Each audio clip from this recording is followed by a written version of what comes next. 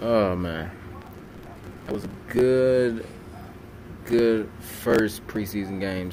Started off a little rocky, but pretty much ended in Patriot fashion.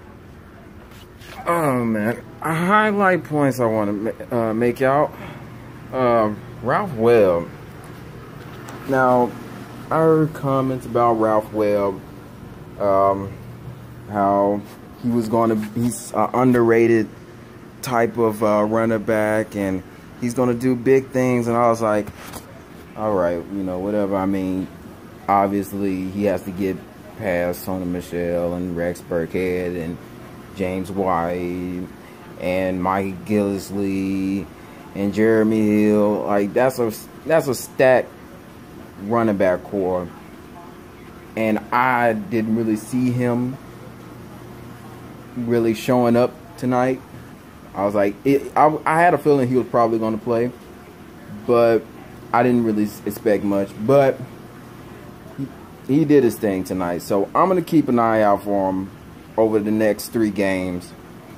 And if he continues to play like this, hopefully he can knock somebody off and make his way on that 53-man roster. Who knows?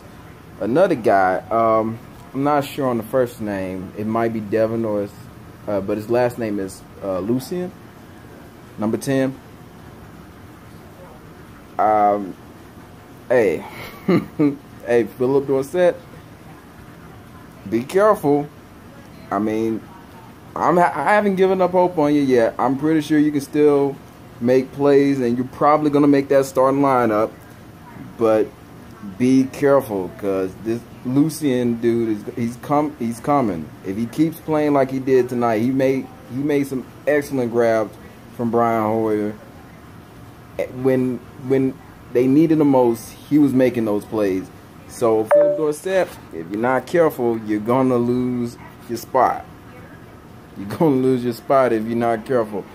You still might make that starting lineup, but knowing how the wide receiver group is going right now, especially with Julian Edelman being out for the first 4 weeks, a spot is open. So don't any of them get complacent, because any of these guys can sneak in and grab a spot. Another highlight that I liked from the game was the strip sack from Trent Harris. Now, I've been hearing podcasts talk about how Trent Harris is a beast and all this, and I'm like, all right, I got to see what he does. Now, I'm not going to call him a beast just because he got that one strip sack, even though it was pretty impressive. I still got to keep my eye open for him and see what else he does. As far as everybody else goes, J.C. Jackson, I felt like he did pretty much what I expected him to do. Nothing special, nothing too... I mean, he wasn't bad, but he wasn't really, like, overly good either. Pretty much that whole secondary, I mean, they did what they had to do in moments, so I can't really be mad at them. But one thing I want to point out is the linebacker core. Now, I'm not sure who's going to be that coverage type linebacker who's going to be able to cover the backs coming over the middle. I don't know who they're going to have. Van Noy had one opportunity to make a tackle, and he just completely missed it. So, I mean, looking from this, you might say maybe Bentley will be able to be paired up next to Hightower. Maybe he'll be that coverage type linebacker. But I mean, I didn't really see him as a coverage linebacker type, but maybe, who knows? I have to see him play these next three games. What's another highlight point? I want to get all the highlight points, because this game had me so hyped, especially Ralph Webb's play, man. Oh man, Jeremy Hill too. Jeremy Hill, he was running, man. He was running his butt off. He's definitely that power back that we have been missing for a minute. So hopefully, I mean, there's still hope on Sony Michel. You know, let's not forget about him. You know, he is out with the whole knee thing, but he is scheduled to come back at the start of the season. So let's not think like all these other guys are just gonna take the spot from him. But I don't know, man. They obviously trying to make a case to get on that 53-man roster. So nobody is really too safe. You have to play your butt off, especially when it comes down to the wire and you're down so many number of points. When it's time to make a play, they're looking for you to make those plays. Another person I want to highlight, Cordell Patterson. Now for the few times he was out in the field, dude, oh my goodness. Oh my goodness, man. The catches that this dude makes. The catch. I